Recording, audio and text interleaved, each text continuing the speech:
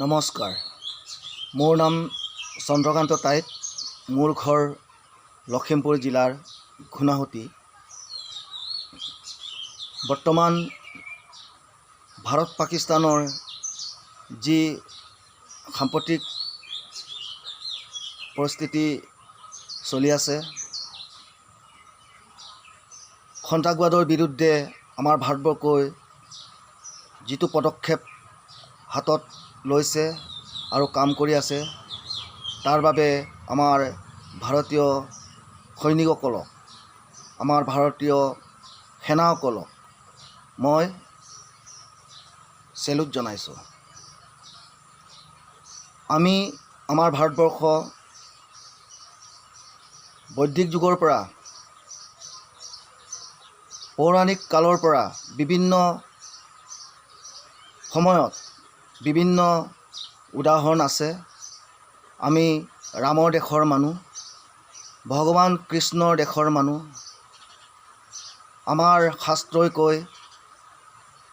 শাস্ত্ৰই আমাক শিকায়, দুষ্টক দমন, শান্তক পালন, এয়াই আমাৰ ভাৰতবৰ্ষৰ মূল মন্ত্ৰ। যোৱা কেইদিনমানৰ আগতে পাকিস্তানত আমাৰ ভাৰতীয় নিৰীহ লোকক যি জঘন্যভাৱে হত্যা কৰিলে, নিৰীহ লোকক যি অত্যাচাৰ কৰিলে,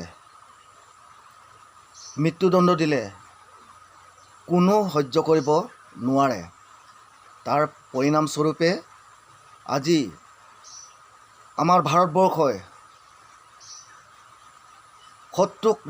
সন্ত্ৰাসবাদীক নিপাত কৰিবৰ কাৰণে যিটো পদক্ষেপ হাতত লৈছে, যিটো কাম কৰি আছে, পুনৰবাৰ মই ভাৰতীয় সৈন্যবাহিনীলৈ চেলুট জনাইছোঁ।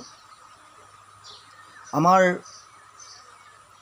ৰাষ্ট্ৰৰ প্ৰতিৰক্ষা মন্ত্ৰী ৰাজনাথ সিং ডাঙৰীয়াই ঘোষণা কৰিছে আৰু প্ৰমাণ কৰি দেখুৱাইছে, অপাৰেশ্যন সিন্দুৰ কেৱল সামৰিক অভিযানেই নহয়, ভাৰতৰ ৰাজনৈতিক, সামাজিক আৰু কৌশলগত ইচ্ছাশক্তিৰ প্ৰতীক। ভাৰতে সন্ত্ৰাসবাদৰ বিৰুদ্ধে যুঁজ দিয়াৰ এয়া এক প্ৰমাণ। আনকি সীমান্তৰ সিপাৰৰ মাটিও সন্ত্ৰাসবাদী আৰু তেওঁলোকৰ গৰাকীৰ বাবে সুৰক্ষিত নহয়। ভাৰতৰ বিৰোধী আৰু সন্ত্ৰাসবাদী সংগঠনৰ হাতত আপোনজনক হেৰুওৱাৰ নিৰীহ পৰিয়ালসমূহৰ বাবে আমাৰ সশস্ত্ৰ বাহিনীয়ে ন্যায় ভাৰ্চুৱেলি উদ্বোধন কৰে।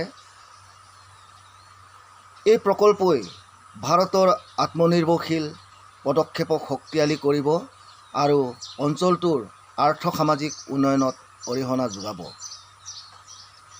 আমি ঝান্সী ৰাণী দেশৰ মানুহ, মূলা গাভৰু দেশৰ মানুহ। শত্ৰুক কেতিয়াও প্ৰশ্ৰয় নিদিয়ে আমি কাৰো অন্যায় নকৰোঁ। আমাৰ ভাৰতবৰ্ষৰ মানুহে কাকো অন্যায় নকৰে, কিন্তু যিয়ে আমাক অন্যায় কৰে, অত্যাচাৰ কৰে, পুৰণি কালৰ পৰা আমাৰ ভাৰতবৰ্ষৰ মানুহে সহ্য নকৰে।